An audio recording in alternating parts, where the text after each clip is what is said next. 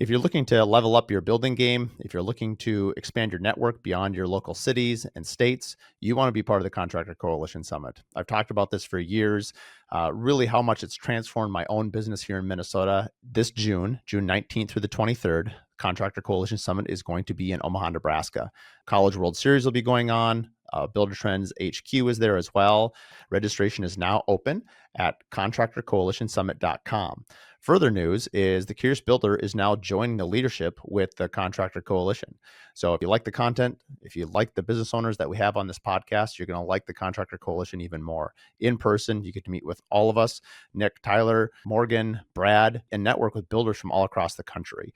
This is something that's probably been the single biggest force multiplier in my career, both in my building company as well as the Curious Builder platform. And if you're even remotely thinking about it, trust me, you want to make the investment in yourself, in your business, and head to Omaha. All the details can be found at contractorcoalitionsummit.com. How are you nice on a text? Like sometimes we're just trying to get the information across. And I had a client who, like, after every sentence, she would write a heart. After every text, a heart. And now I do it back to her. So it's like, whatever you write, they think that it came from your heart, or at least like you're there with your heart.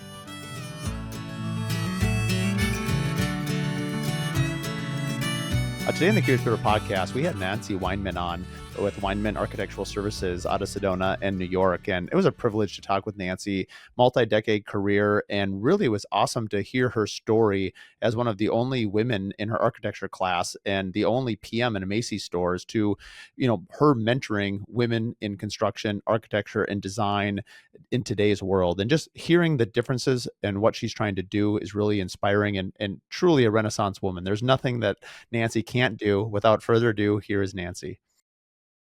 Welcome to the Curious Builder podcast. I'm Mark Williams, your host. Today, I'm joined with Nancy Weinman with Weinman Architectural Services. Welcome, Nancy. Thank you. Thank you very much, Mark. Are you in Arizona today or New York? I am in Arizona and my bags are packed because I'm going to New York in the morning. You are a trendsetter. Well, it was really cool. Someone on your team reached out, and I didn't realize it till I was prepping for this episode that you obviously do architectural work. We'll get on into all of that in the episode. But I was just down in Sedona for the first time with my family about 3 weeks ago. We did spring break. I've got a 9, 6, and a 5-year-old, and my brother-in-law lives in Phoenix. So we went to visit him and I thought, oh, hey, let's do a couple of days in Sedona. And I'd like to trail run. So I was trail running. It's way more beautiful than I had ever thought. And I'm from Minnesota, so I like lakes and trees and I like the Western mountains. But Sedona is really beautiful. I was impressed. It's impressive. Between the blue sky and the red rocks, if that's not enough, then there's all the foliage and it just is an amazing place and very peaceful. Yeah, it's more lush. It's more lush than I would have thought. And obviously, It's a good time of the year to see the green. Yeah, I'd stay away from the summer, I guess.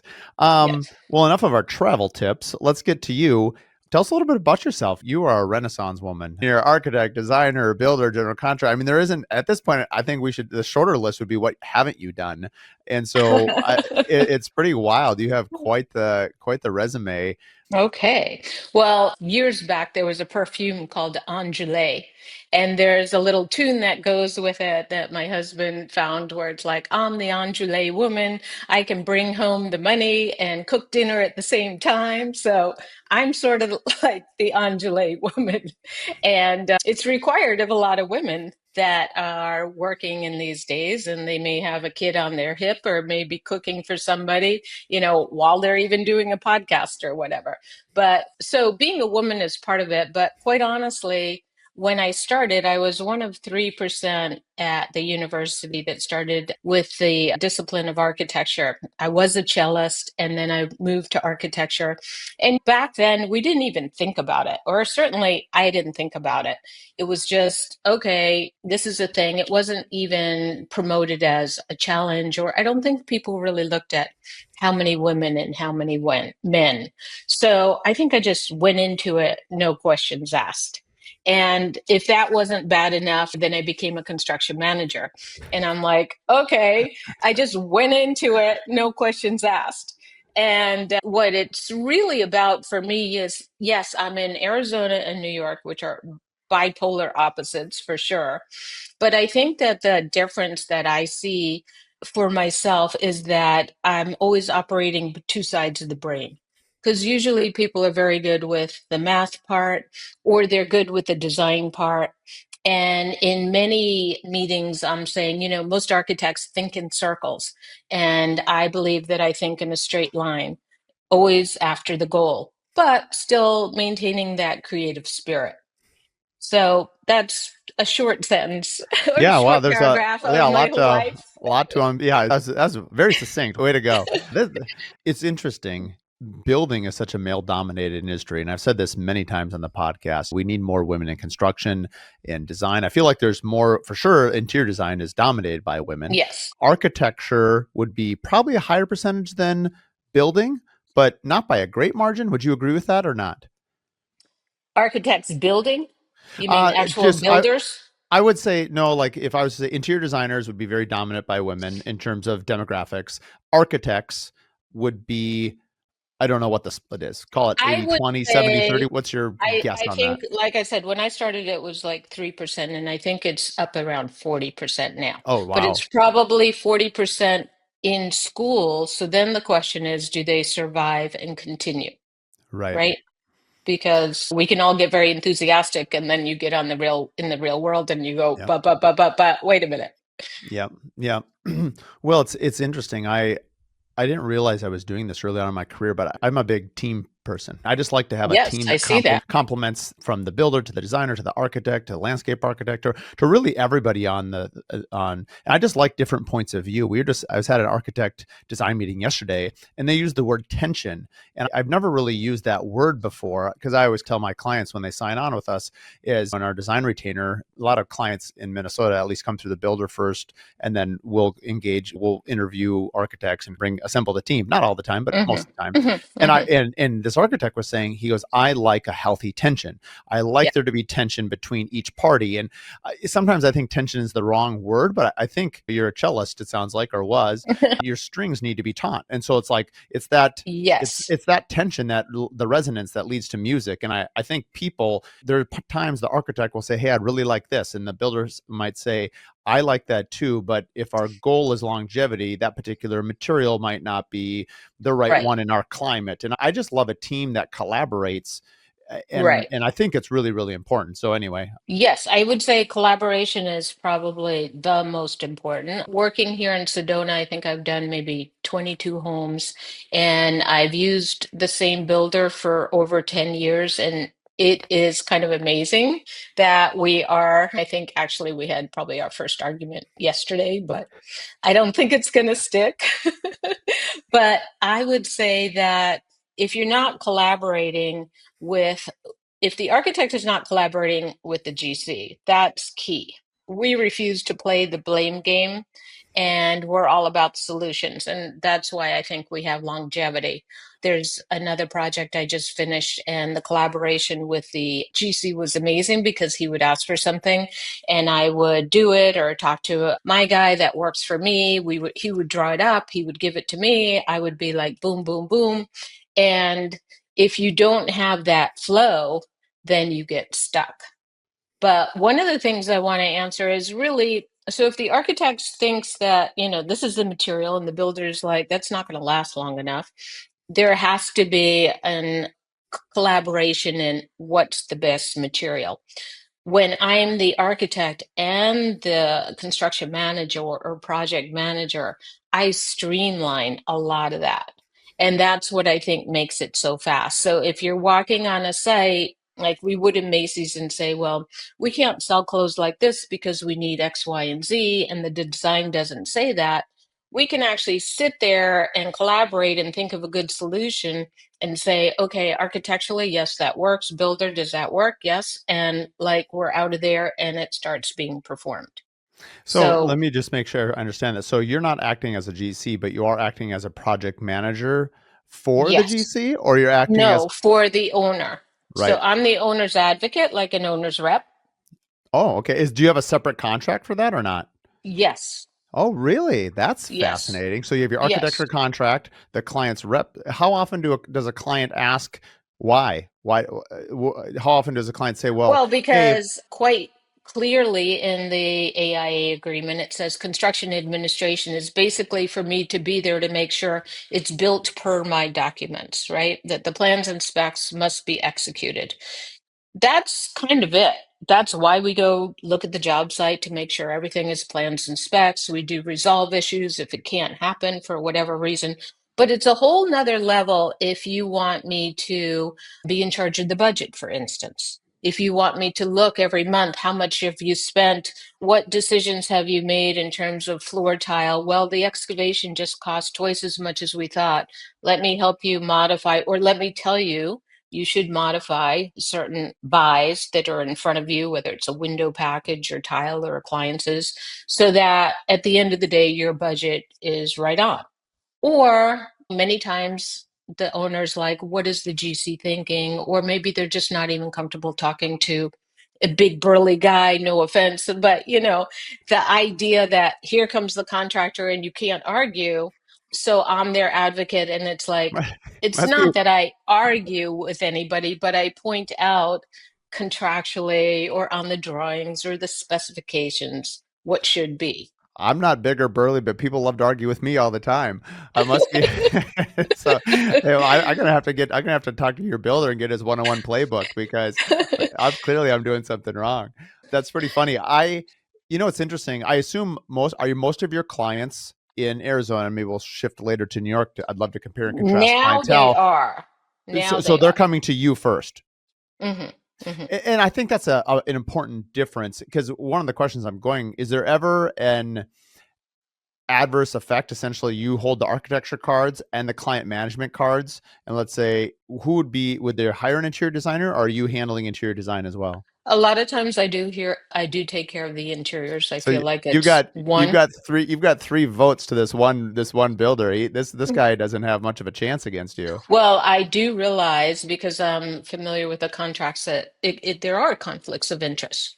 I mean, you can't be looking over your own work, right? Hmm. It's just not right.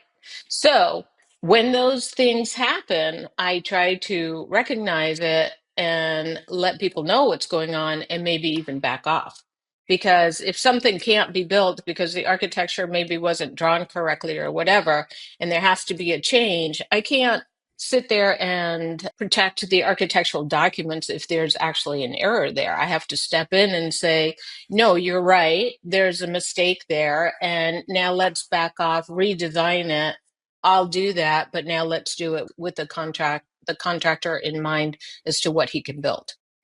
I mean, kudos to you for a number of things. There's a number of ways I could look at this, but from the obviously your clients really trust you and admire you, and you can just tell just your calm. Again, I called you a renaissance woman without even knowing much about you, and I think that's even more true now because I think you're so well rounded. You're very well suited for so many of the things that you're talking about.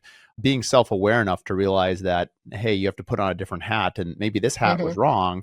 And then this person would say, I just think you're conveying that to your client in terms of trust. And we talk about all the time with our clientele is like, we try to make building not about the price, because if you're building the same material, same architect, the price is the price. And so Right. really it's about the relationship, it's the journey, it's the communication, Totally. it's who do you want to spend the Totally. next 2 years of your life with. And I mean, I say that all the time. People will say, well, how much does it cost? I go, it actually doesn't matter so much how much I'm charging you. It's like, do I like you and do you like me? And are we okay? For me, because the build is 2 years, it's usually 3 years together.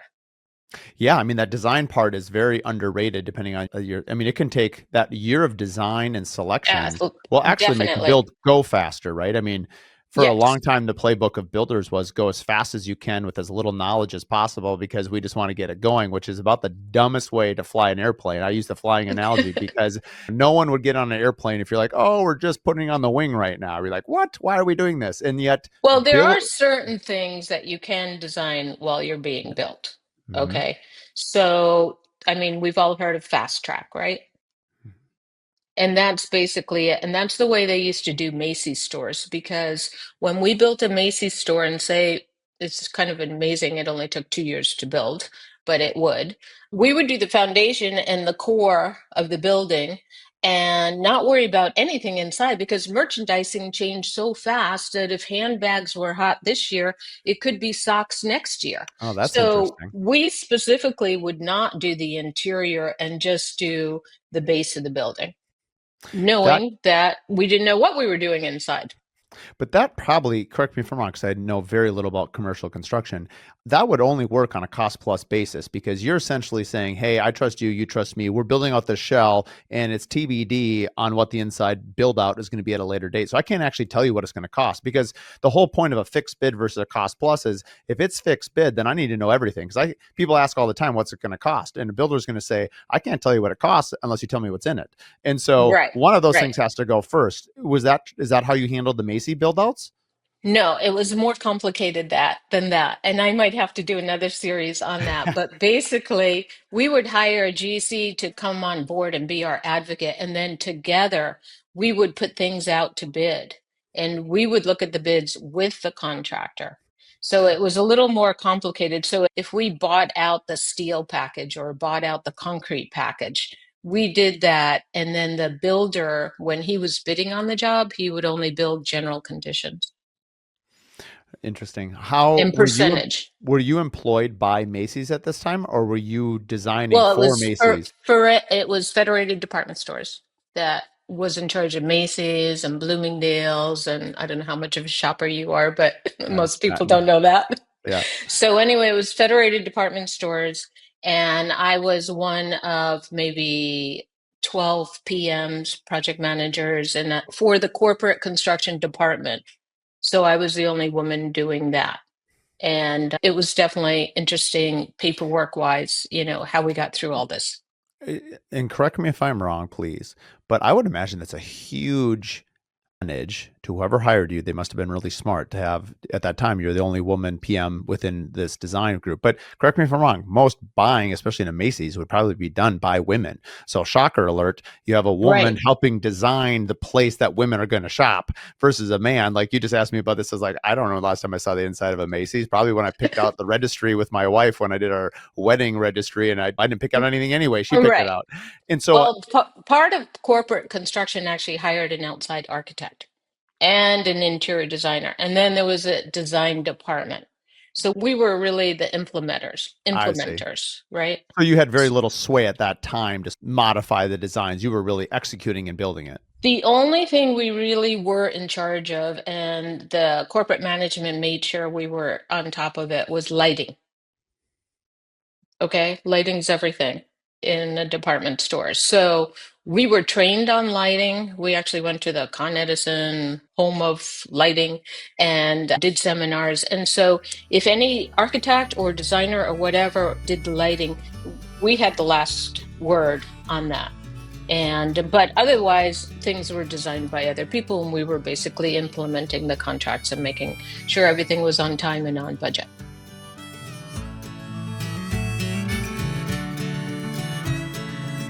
This episode of The Curious Builder is brought to you by Olive and Vine Socials. If you're a builder, a designer, or an architect looking to grow your brand without dancing on TikTok or spending your whole life on social media, listen up. Olive and Vine Socials specializes in Pinterest marketing, blogging, and email strategy for luxury home brands. They help you turn your beautiful work into a strategic SEO-driven content that drives real traffic and connects you with your ideal clients without burning you out. Ready to grow smarter and not harder? Visit oliveandvinesocials.com and tell them the Curious Builder sent you. Just so you know, I've been working with Alyssa over at Olive and Vine for 3 years. She helped us launch the podcast. She's helped us grow our brand at Mark Williams Custom Homes. I could not do what I've done without her help. And I'm more than happy to announce that she's our latest sponsor for the Curious Builder podcast. When it comes to quality, craftsmanship, and performance, Pella sets the standard. Whether you're building custom homes or designing a timeless space, Pella offers innovative window and door solutions that blend beauty and efficiency. With showrooms and experts around the country, Pella makes it easy to find the perfect fit for your next project and their team to support it. Build with confidence, build with Pella. Visit Pella.com to explore products and connect with your local rep today. For more information, you can listen to episode 1 or listen to episode 109, where we bring on Pella owners and founders at Pella Northland, as well as their innovative team behind the Steady Set innovation. Now, we've done this interview sort of backwards, but early on, you went to Harvard Business School. Is that correct? Yes. Yes. How your track is again so diverse. Obviously, now being an entrepreneur, I assume business school, especially at that level. I mean, Harvard is no joke, right? I mean, the pedigree there is serious, especially at the time that you went there. Right. How has that helped you as an entrepreneur, or do you think most of what you've learned about business has been doing it and practicing it, observing it, and testing it? So there was one thing that I learned in that business school that I've never forgot, and I can tell it to you in 2 minutes. And it's always stayed with me, and there's always good to have one thing, right? And it's like if you call somebody and say they call you back right away, you feel like you need to call them back right away. If you call somebody and they call you, and at the time it was fax or whatever, and then they wait 2 weeks, you kind of think you have 2 weeks to get back to them, right? This is It's amazing. it's You're kind of mirror. It's called amazing. that's called mirroring, right? You're mirroring tone of voice, their communication style, right? Right. And I can't tell you how important that is. Do you find that's true today? Like if somebody Yes. responds to you after 2 weeks, you've sent an email, then is that something just Well, internal, or do you? I never wait 2 weeks. I Right. mean, like in construction, like, Yeah, that would never work. when things don't happen, it's like, go work it like a construction manager, like call again 3 times nicely. This is how Right. we do it. You know what? We never wait for the call back. It's I brought this up just recently in an interview. I think it was actually maybe the interview I had yesterday. This week I'm have a heavy recording, otherwise it's normally weekly. But one thing that came up was in terms of business. And the reason I asked that question was how much of the skills that we learn as business owners, I've owned my business now for 21 years. Looking back, it's so much of it is people skills, soft people skills. And I asked this other builder, I said, if you could be anything but a builder, what do you Mhm. think your 40 some years of business would make you ideally suited for? And he's like, a psychologist or like Right. a I marriage agree. therapist, I right? totally agree. I Because the like a psychologist or just I feel like I'm shepherding people through the process and they lean on me. If I'm enthusiastic or really certain about a decision or a recommendation, they go for it. If I go, I don't know, do you like this color or that color? I don't know. It's like, no, I tell them this is the color. Do you like this color? Yes, this is the color. You have to just it's contagious if you're enthusiastic. And and sometimes I'm wrong and enthusiastic, but yeah. I'm still contagious. Yeah, I think it's really important to note that the soft people skills that you have to have. Yes, you have to be good at design. You have, in your case, architecture and building, and all the other things that are actual skills that you need. But the soft people skills and the running of the business side is a lot of it is, I'm sure, has to be like how you're raised, your parent, your siblings, your life experiences, and then of course just learning it. The reason I bring it up in that way is I remember my dad was a builder and my mom was an interior designer, as I mentioned. And I remember asking my dad, I think I was like in middle school at the time. So I'm putting myself as like a 12-year-old, 14-year-old, however old you are in middle school. And I said, what makes you a successful business owner? And he said, open the doors for women and older people, be nice to other people, say please and thank That's you, good. and return phone calls. And honestly, like I went to business school. I can't tell you a single thing I learned. Now I was 21 years old. Like I think I just needed time to mature, like a lot of other boys at that period of time. We're not nearly as mature as the women are. And, you just Because need you some were time. partying. No, I wasn't partying. That wasn't my jam either. I just wasn't, I, I don't know. You're Okay. young. I mean, it just Right, wasn't right. like, for instance, I'm way more interested in learning today than I've ever been at any point in my life. Now, I was always a good student. I loved reading. I loved all those things. But like now, like I'm a voracious reader. I'm not a You're curious. yeah, thank you. And so I guess the point, I think some of it comes with wisdom and age and interest. And like, I think as you get older, you know who you are. I think in Hmm. your 20s, you're Hmm. figuring out like, who am I? Where am I going? What am I Hmm. doing? And now as your life gets older, someone said the other day that I'm 45 or 44 and someone just turned 40 and they're all bummed out about it. I'm like, are you kidding me? Dude, middle age is awesome. I said, you Right. go to bed early, you wake up early, you know who you are, you know what you're doing. Like, You get it's to great. decide. Yeah, it's great. What are you whining about? And it was just more just kind But of I would say definitely you learn with boots on the ground for sure. mhm. And how you treat people. There was a time like it occurred to me finally when I go into a corporate office, I should be nice to the admin as opposed to, oh, well, I'm just here to see the boss. Like, who are you? Like, no, you're probably the most important person now, the gatekeeper, The gatekeeper. and I need to respect that.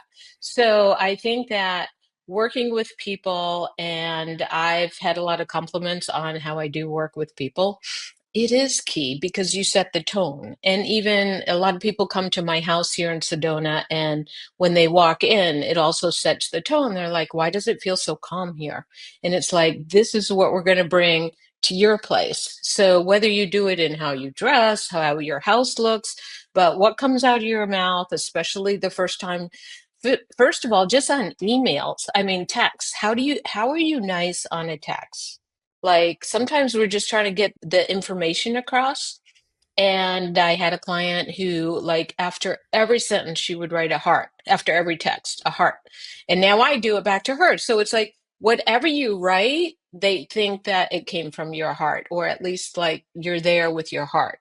Do you I still mean, do that with other clients or just that one client? especially new clients, Oh, to interesting. get them in the mode, like we're Yeah. in a loving situation. Yeah. No, I like that. That's you're an expert at mirroring. I didn't know what it was till later in my career. I being very extroverted and I was always best at sales when I could create energy to your point about passion. And so I Hmm. probably sold more on passion. I think I still do. I can't help it. I'm just excited about. I think that's what's fun when an architect reveals a first look. I'm trying so hard not to react and I could never play poker because my face tells you everything. And I'm just like this is amazing. Like I love this. And like I think if the client was on the fence, they take one look at me and be like, "Well, I guess I love it too." And so it's like Right, exactly. I That's also important. and which is true, but I've learned as I've gotten older that I sort of want them to have their own moments because sometimes if we give all the love and all the adoration and all, and I guess you still need to be honest with Right. who you are, but I Yes. want the client to have their moment to react to it honestly because I guess what I'm in the back of my mind is if I react so positively, and let's say I have a big personality or whatever, I wouldn't want the client to feel intimidated that they also have to like it if they truly Right. don't. Right. And that's Right. taken me a little while to sort of figure out how to temper that, but I'm like a dog wagging a Right. tail. Like it's pretty obvious that Right. I like what it Well, is. and I'm not saying that I have a love fest all the time because certainly I don't. Because if I don't Mhm, like something, I mean, and I'll tell people, I'll keep you away from your worst decisions. And I'll mhm, let them know sometimes that's probably not a good idea. And so the most important thing about communication in our world is to be honest and to be succinct. mhm. And so you can't sugarcoat things. I'm not really talking about sugarcoating things, but Agreed. if No, you're you're on the mhm. fence and you're wondering what to do, I have other architects that go, I have these clients, they can't make a decision. And I'm thinking it kind of takes two to tango. So maybe you have to be a little bit stronger beneath them. I think your earlier comment about being a shepherd, I think, you can lead from the front, you can also lead from the back. There's a number, and sometimes you have to do both. There are And the times. side and the Yeah, top I and the mean a little bit of bottom. everywhere. Yeah, yeah. I think of a shepherd's rod. I didn't realize this, but it's a long rod. There's actually a verse, and it's just like, "Guide me by thy staff and rod." And I don't think a shepherd. I'm not obviously an Old Testament shepherd here, but I've heard that like that long staff was not meant to like hit sheep. But if you're Right. from the back, you could use it as like a guidepost and steer them a little bit. And I I think that mean, that is what we do, right? We hundred guide percent. people. We know the vision. We know where we're going. They like, a lot of times it might be their first build and they're like, oh my God, look at all this framing. What is this going to turn into? And we're like, oh, we see it. Like we already see it with the drywall on it before they do. Mhm. So for them to follow us, or for us, like you say, to have the staff or whatever, we clearly have a direction. Right. I could talk about this forever. Client management is such an important part of it and expectations. I think from a shepherding, I think they look to us for guidance. At least the best relationships do. Hmm. Sometimes we work with a lot of people that own companies and own businesses. And uh, the ones that I think are the best client relationship is the ones where that they realize that they are not the expert, even though they're an expert maybe in their field. And so they extend their control to you because they're hiring you as your professional and they're allowing themselves to sort of be guided on this journey. And the flip side of that is when someone feels out of control, then they try to control the thing that they feel out of control. So they try to control you or they try to control Hmm. a process. And that I've noticed is a red flag. If it ever comes up navigating that, have you had that where you've had somebody that's Yes, yeah. I have had that, and there are with the internet, it's little bit even more difficult. It's like the patients that go to the doctor with all of the information written out, and then they want the That's true. doctor's opinion, but they don't really. Totally So true. here, it's like if we're picking out a coffee table or something, how many can you look at online? It's not, if I have a trade account here and there may be things they haven't seen, but there's just so much information on the internet. Like I have a client that went through some electrical drawings and he was asking questions that I don't even know the answer to. I'm like, how did you learn this? So, first of all, as an architect, as a Renaissance woman, I don't try to know everything. There's just way too much Right. information. So you need to know where to go.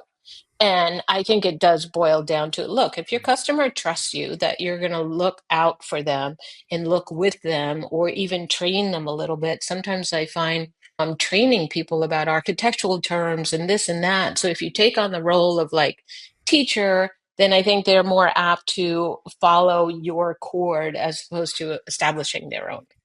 At one point, you were an adjunct professor at NYU. Are you still teach? I'm not teaching, but I'm doing mentoring Okay. and inspiring conversations to bring young women into the field without lacking confidence. But when I was teaching at UNM, excuse me, at NYU, the I taught how to read construction documents. And the most interesting thing is my elevator rep that was installing an escalator at one of the Macy stores showed up, and I'm like, oh no, you don't know how to read documents. This is scary. But it was just, we played around with it. It was fun. And, how to do a remodel, like an apartment remodel in New York. And the breadth of students that I had was very interesting. But as you know, when you teach, you learn more. That was part of the initiative for myself, is to just learn more. And if I had to teach it, I had to figure out what I didn't know and get it all done. So it was a two-way path. Wonderful. And I want to go down, I want to put a pin in that because we're going to come back to that in a minute. One thing early on in your career, I was just on your website, you talk about your journey. And at what point did you realize when you were working as a PM for Macy's, you have this quote that says that early on in your career, you wanted to start a business where it was one client? Like, walk me through that thought process and what led you to So I was working for an architectural firm, and it was in 2007 when things were getting really difficult. Okay. And people were being laid off. I was actually helping them how to manage their business to make more money, to like not give away free work and to help their profits. And it was a little bit of a sad story. People had told me you should start your own business. And it's like, in New York City, wherever you live, you usually look out at like 20,000 windows, right, with the lights on. So it's like, it would only take one of those lights and one of those windows to give me a client that could get me started. And if I can find that, I'm good. And actually, that is how it started with one client. It was, a client on Central Park South, and that was a good client. And I did quite a few homes and businesses in New York. But of course, you have to believe in yourself. But if you break it down and go, okay, one client, that's more than I ever had. And I think I can go for it with that. I just like this vision of you looking outside. I'm just picturing New York and the skyscrapers and Mhm. just like, I only need one window. I only need one Yeah. to I just, And look how many there are. I have this picture of what that looks like. And you're like, there's a lot of windows here with a lot of lights. Like I only need one of them. It's very Hmm. optimistic. I think Hmm. anyway, I appreciate that. I feel like so many people do start their business that way, not quite articulating as well as you. Where let's say, as I've interviewed architects, and they're a junior associate or whatever they are, and then they'll have a client that maybe they worked on a project with. Mr. Johnson will come back and say, "Nancy, you were amazing to work with. I'm going to build a lake cabin. Would you ever start your own firm?" And like it's kind of like the seed capital. They have this one client, and it's Right, kind of like, right, are you willing to take a walk of faith and walk out on this one client? And you go with this one and they lead to two and to three, and I feel like so many, and it's not just architects. I think builders that have project managers, that's a very similar path for many project managers to take right, ownership right, paths to being a builder. It's almost like a quasi apprenticeship program in the sense that like your owners, or you're not an owner's rep, but like you work for this person and now right. they They see potential, already know they, you. see potential in a young Nancy, and they're like, Nancy, I want to give you a shot. And I've won a number of jobs based on youth. I think sometimes people think youth is a detractor. I actually think it's a huge advantage depending on how you spin it. Early on in my career, I won a number of jobs because I was the youngest, and they could see a sense of hunger and urgency and maybe the intangibles, if you will. And they just said, you know what? Someone gave me a chance. I'm picturing someone in particular. His name's John. And John, early on in my career, someone gave me a chance. And he goes, I'm looking at other builders, but I want you to build my home because I want to pay that forward that somebody did for me. And we had a great build, great relationship. And I think about that. And yeah, and certainly I mean, wisdom and that would have been great. I didn't have that. no. So, What was that first relationship like that they said, Nancy, I want to work with you? well, I don't know if I had left the company that I was working with and just, did a dry start, or if I was leaving, but it was very, borderline. And, I'm having a hard time remembering how I met that client, but it Yeah. was just the one client, and it was all consuming because she was so into me and my skills. She became my best friend. We were running around New York buying stuff. We were negotiating with the landlord. I mean, we were just into it. So I think it might have come from an engineer that gave me a referral or heard that I wanted to start my business, something like that. But it was basically starting from nothing. And now, listen, I think young people actually definitely have that, let's get it going, and we have a lot of energy and that sort of thing. But it's interesting because I've been thinking about the opposite side because now I'm older, and it's like, well, why would somebody hire you with, 40 years experience? Well, one of the things, I was thinking or reading about is like a lot of these homes are 3, $4 million. Like you do want to give an old person your, 3, $4 million. And that's why people like Frank Lloyd Wright and Philip Johnson worked for so long because they had so many years behind them. And the projects were so large that, even in Macy's, we would say in a room, are there any gray hairs here? We need some gray heads. We just Oh, need to have the breadth of knowledge that sometimes the maturity can bring. Oh, 1,000% agree. What I meant by that was mainly just that when you have a lot of, when you're first starting out, uh, I think you just honestly you just play to your strengths. If you're young, you say, "Hey, yeah, I don't have the wisdom Right, that's but I'm willing to do whatever it takes, work hours that maybe as you're older you won't do, or whatever you right, need to do to get that job." And I agree with you. Like Mark Williams as a 44-year-old could kick the Mark Williams who is 21 in terms of knowledge and building. It wouldn't even be a contest, right? Like for right. sure, someone should hire me today that versus 20 years ago. There's advantages to every part of it. And Absolutely. the sports analogy, right? Like a Tom Brady, like he kind of said, as he retired in his 40s, like, man, if I could play in a 21-year-old body with the knowledge I have now, like I'd be unstoppable. Hmm. And so Right, right. certainly the wisdom, and I agree with you, especially like in the trades or in the builders and electricians and plumbers. And we're seeing such an attrition of, I think it's like for every 7 electricians that leave, only one take their place and numbers That's like that. true. And so we're seeing a huge departure of intellectual capital in how to do things.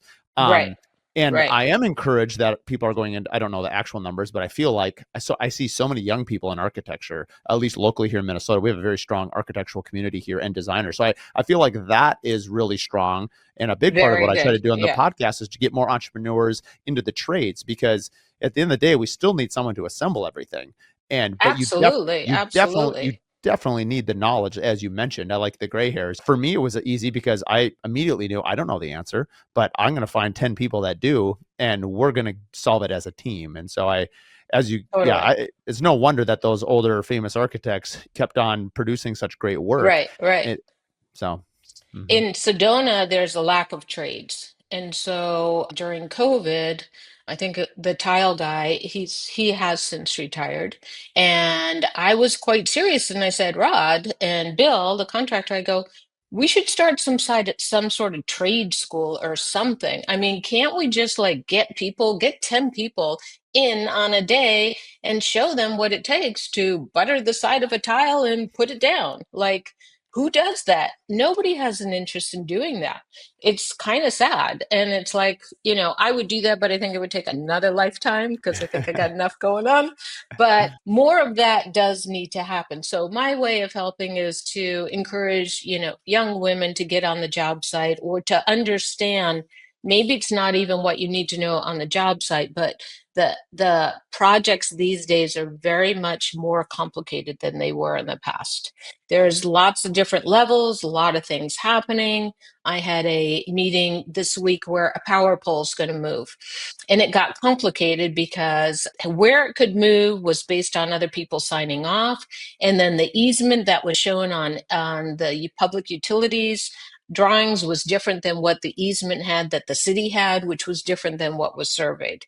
And so we were in a meeting trying to resolve all this. And I thought to myself, a woman's place in this meeting, makes no difference whether I'm a woman or a man or whatever. We're solving this together.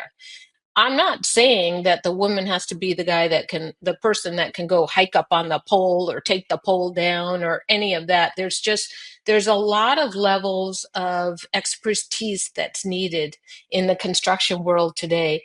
It doesn't matter what gender you are.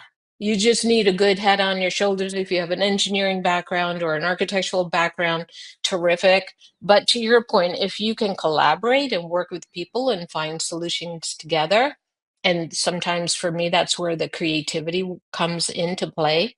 That's what we really need is more people figuring out the nuts and bolts before we start even going out on the job site. Do you think so? You mentioned a few times, and I want to talk a little bit more in detail about this. Walk me through what does mentoring, women in construction or architecture, what does that look like? Is that a formal program? Do you have a few people that are you teaching? Are you having set calls? Are they shadowing you? Like, what does that look like? So it's relatively new, but for instance, I went down to Phoenix and talked at the National Association of Women in Construction. And there are women that have jobs in construction, and maybe they don't know how to get to the next level of their job. So, talking them through it, not so much what to do, but more of the attitude of what they should project in order to get that higher level position. And some of that is very simple to me. It's almost motherly, like just to believe in yourself. Just sometimes people just need to hear that, or they need to hear that you should wear your hair differently, you know, or you should be okay looking like a woman going on a job site. You don't have to put on all of the gear to hide that you're a woman. You are a woman. And so there's lots of women now that are very proud to be women, and they might wear their hard hat with a dress or whatever to an event. And you see a lot of that. And it's like, are we breaking boundaries, or are the boundaries still there? I think there's a lot of us sort of like working those boundaries. And I do believe in 20 years they will be gone. So I think it's just diminishing the boundaries.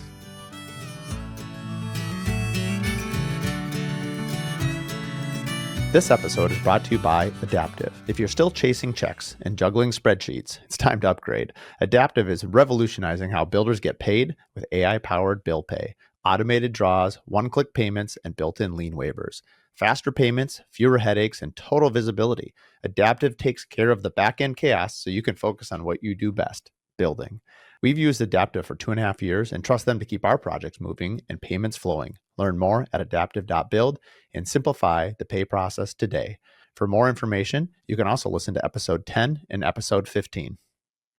You're in a very unique position, having had a multi-decade career, especially with where you started. The only woman project manager at Macy's, only one of 3% in architecture. What have you seen change from when you first started, and compared to the opportunities and what you're seeing now? Like, what is the message that you tell the people that you're mentoring about what they should be looking for and striving for?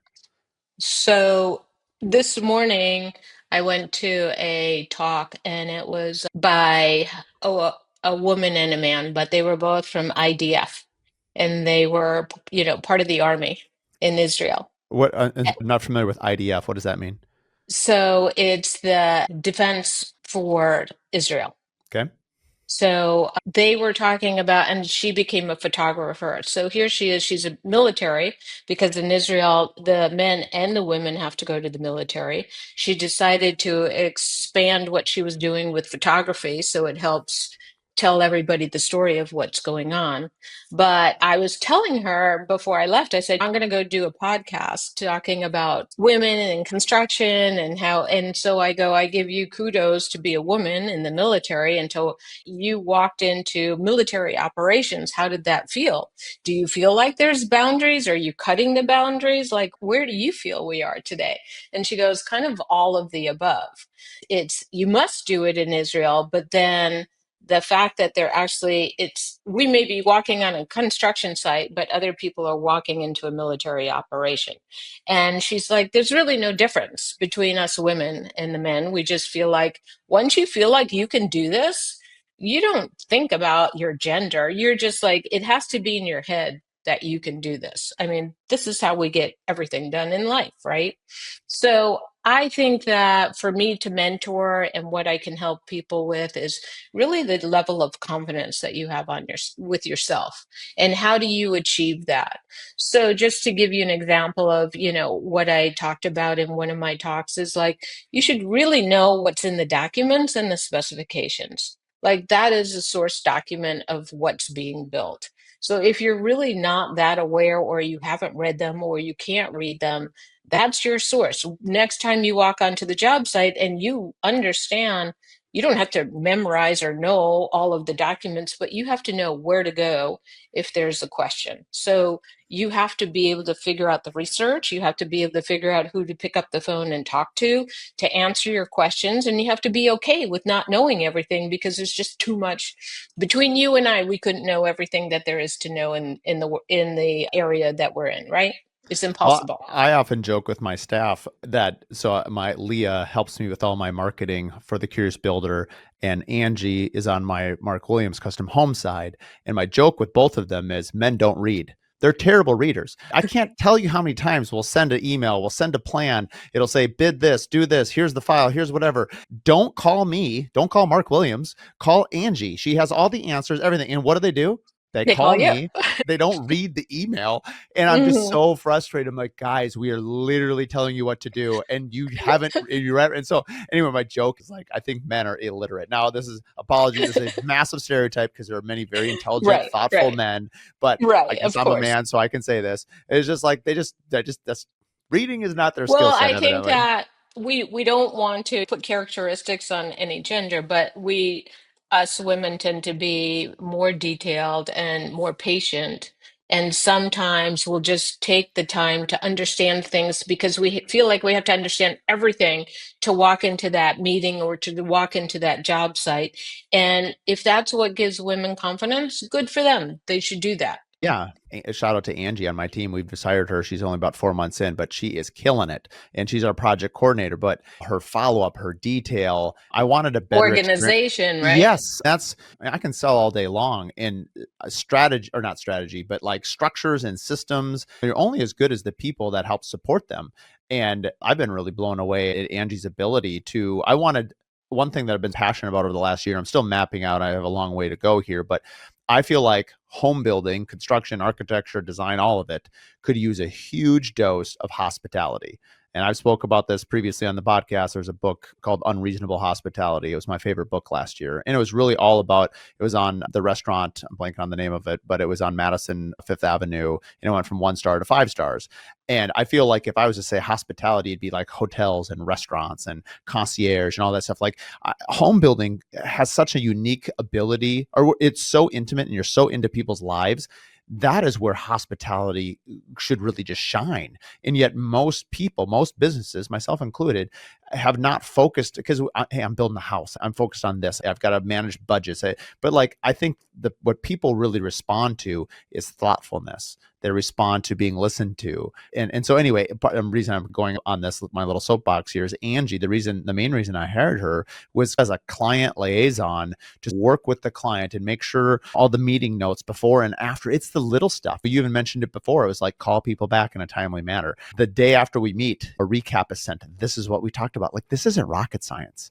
This is Well, just it's not rocket science, and even more amazing is there's a new app, Otter yeah, dot use it. AI, and it just follows you around and does your Use it meeting minutes all like, I use it okay. all the time. It's amazing. I did it today, actually. I had it in my pocket, and I, record the entire remodel meeting, and then I'll send Right. it Amazing. to my team, and then, they can send it as a recap, and the client's gonna be like, "Whoa." I know. But the hospitality piece and I think the piece that you're talking about is something that can't be captured by any IA anything, because what you're saying is you really understand your client. You really understand maybe what it's going to feel like to go through this portion of the hallway or to take this corner, and where the door should be and where the cabinet should be and how it's going to feel when that client walks through. Is that what your client is looking for? So that's a whole symbiotic thing of understanding, listening to your client, following through, giving them what they want. But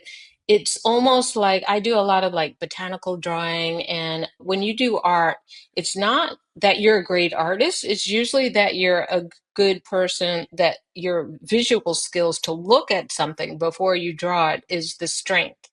So when an artist draws a tree, it's not that he's so great with his hand, he's better with his eye because he really saw that tree before he put it down on paper. So it's the same thing with clientels. Like, you're better working with your client if you really get them. And how do you get them? You have to listen to them. That's a huge piece. And there's like Otter can maybe write down what they said or something like Right. that, but they also maybe have to be prompted to tell you what they want, or maybe they don't know what they want, and you have to come up with specific questions like, what is the thing that makes your home feel like the home you grew up in? That's a good question to ask somebody, and it might be at the entrance, I get this feeling of home, or in my kitchen. And so, how do you get that information out of people? I think you're That right. is important. I agree. And the thing that I'll say about Otter and some of the note taking is that if half of your brain is consumed with jotting down everything that they say, is blocking some of the creative process, Totally. and some of of really listening. I think it's like, Mhm. and some of us, I'm not discounting note taking. I think sometimes when you're taking notes, the act of writing it down helps solidify it in your brain. Yeah. So like But it I is hard to do it when other people are talking. It's very yeah. difficult.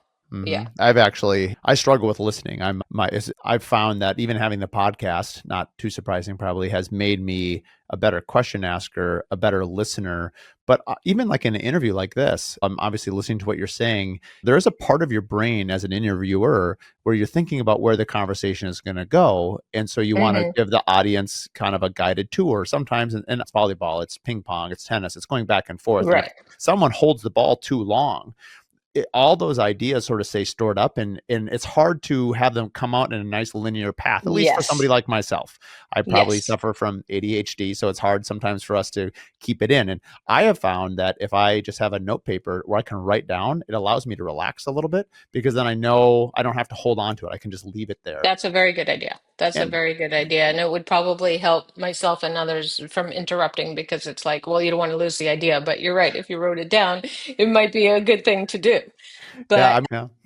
I was just going to say, so like, but when you talk to people and you understand what they want, Mhm. and how do you get there at the beginning by asking these questions or feeling them out? I mean, what does that really mean? Because that's of great interest to me, because I think that when we build somebody's house, we don't want them to go through the whole process and at the end and go, I don't know if I like that. It's like you want them so involved. Like, even when I'm designing a house and people say, well, your design, it's like, it's not my design, it's our design. That they should take some ownership. They must take ownership, or they'll never be happy with the end result. So, listening and taking ownership while you shepherd people through the design process or the build process, as you may, brings success. I believe that. Well, 100%. I think it's also by showing someone you've listened, even a simple thing. Someone tells you something like the name of their child, something simple, but something that's meaningful, obviously. And then in a Hmm. meeting forward, rather than referring to your children, you say, "Hey, you mentioned that your son Zach is interested in it." There's a connection there. when you Right. say people's names, obviously there's that old book. Some of our audience is probably too young to know it, but you and I know it. But How to Win Friends and Influence Others by Dale Carnegie was a Right. book that Right. my grandpa gave me. But I remember that a name, it was argued that your name is the most important thing in the English. So the word Nancy means a lot to you because it's you, it's who you are. Now, doesn't mean I understand you or know you or any of those things, but like that name like pricks your ears, right? You could be in Macy's walking around, someone could yell Nancy and you're going to flip your head around. Of course. Anyway, I think there's all these little tiny little things about our humanity that comes out in construction and architecture and design. And it's really assembling the team because I understand there's some science, right? There's math that happens in architecture. I get it. There's math that Hmm. happens in numbers, but man, I think there's a lot more art than people realize Yes. in the nuance. And so what you're really Yes. asking is for the two worlds to collide. Science and art, how does it interact? And I think they reinforce each other. Yeah, I think that's the beauty. I mean, that is going back to tension. That's the tension, right? Mhm. And it's managing that tension and getting the best of both worlds. I mean, that's what value engineering is. How do you make something cheaper and you never knew it happened? That's because you could take the engineering and maybe take some compromises. You could take the art piece and maybe take some compromises. And at the end of the day, it's still a beautiful structure and nobody knows what was missing or how you saved the money because you did value engineering. You mentioned earlier that I don't know if you still practice, if you're a cellist now. Do you find that there's relatability between architecture and design and music? Definitely. Definitely. They all have rhythm, right? Architecture has rhythm, light casts shadows that move. There's lots of things that go together. My latest my latest activities I've been working on just as like you, I like to learn a lot of different things. So I'm teaching myself copperplate calligraphy. I just finished I, I modern I calligraphy. don't even know what copper plate calligraphy even is. What does that mean? You would know if you saw it. I don't have an example here, but it's a very elaborate type of calligraphy. It's like Why do they say copper plate?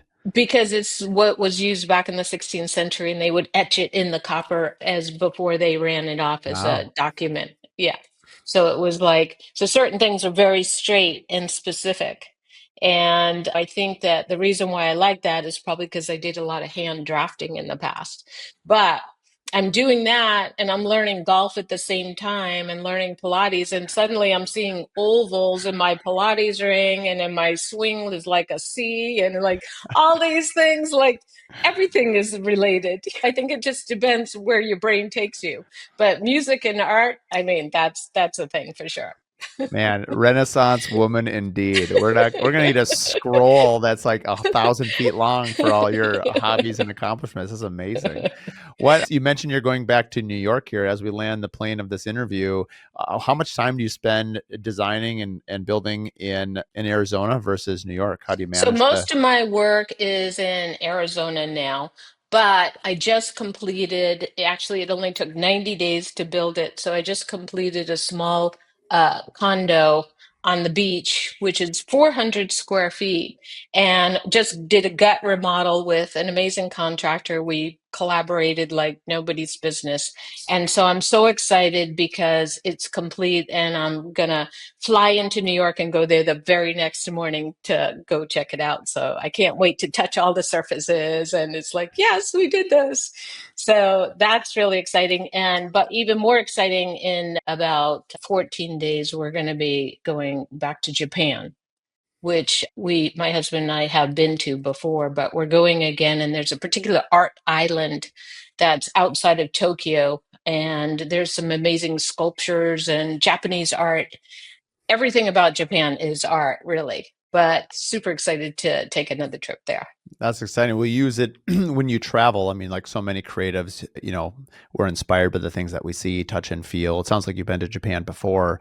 Is this more of a personal nature? Is personal and work kind of intertwined so you can't even separate them? It's Or like, what do you hope to gain out of this couple weeks in Japan?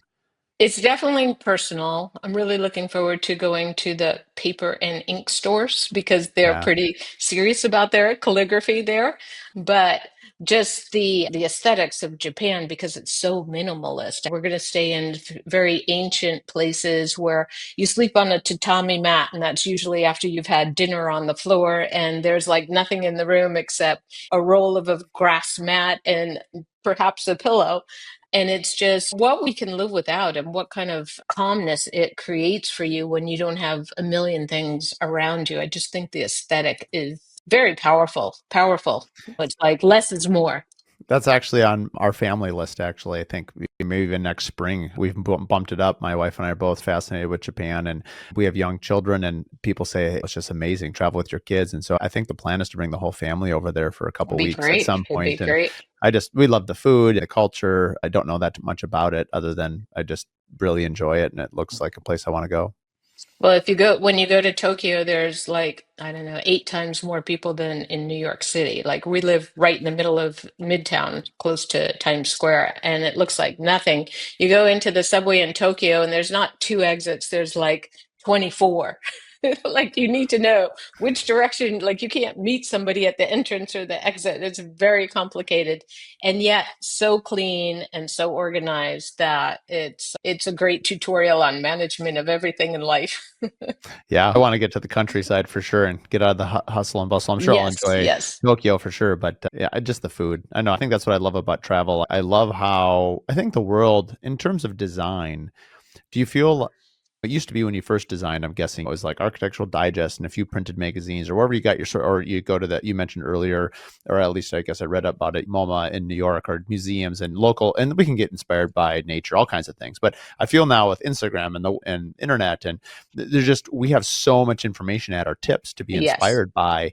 Do you think, I don't know if it replaces true inspiration of like going to places because it'd be very tempting to just use images just be inspired by it. But if everyone's looking at the same images, it almost narrows down. Do you think, I don't know, I guess what I'm asking Well, is, I think you can do some of that with images. I think the big difference is when we went to India for 33 days. When you come back to New York and you meet an Indian person, you get them.